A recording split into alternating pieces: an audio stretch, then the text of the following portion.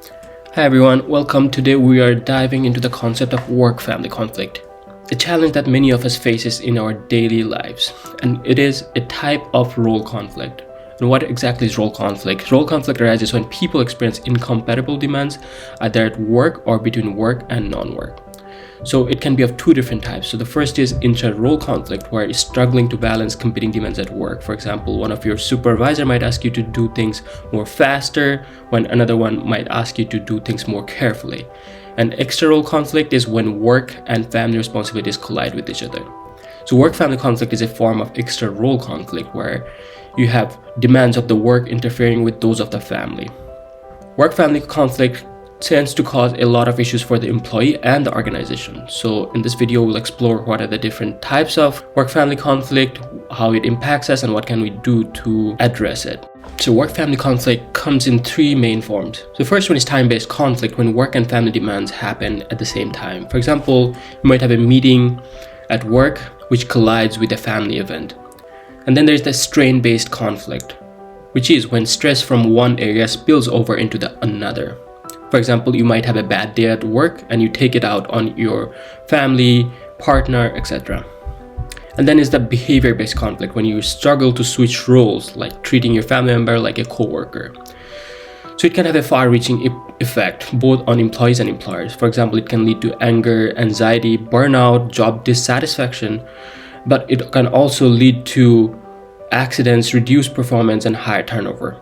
Now let's look into some key research findings on this topic based on a meta-analysis. So the researchers further divide work-family conflict in terms of their direction. So the first one is work interfering with family life, and the second one is family interfering with work. And what they found is truly fascinating. They found that work interfering with family is more strongly related to work-related outcome like job stress, organizational commitment, organizational citizenship behavior, burnout. And family interfering with work is more strongly tied to family-related outcome like marital satisfaction, family stress, etc. Another interesting finding they found is that both of these types of work-family conflict tends to have the biggest effect on more general outcomes like depression, health problem, life satisfaction. They also looked at the moderating effect of two different variables like working long hours and parenthood. And they found that while working long hours amplifies these types of relationships, parenthood seemed to have no moderating effect on these types of associations. Now let's look into what we can do to address work-family conflict. So on an employee level, mindfulness tends to have a positive impact. And mindfulness is this ability to be present in the moment through non-judgmental attention and awareness.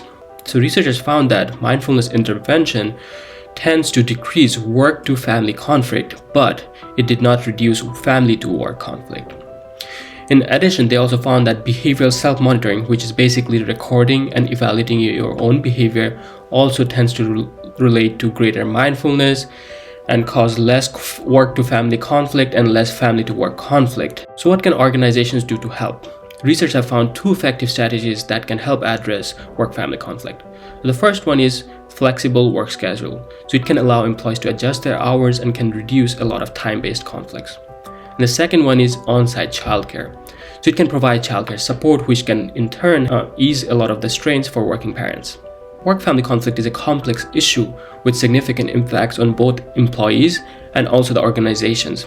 So by understanding its types, effects, and research-based solutions, we can take steps to create a healthier work-life balance. And a healthier work-life balance will lead to not only improve employee well-being, but also boost productivity and retention. So it's a win-win for everyone. Thank you for watching.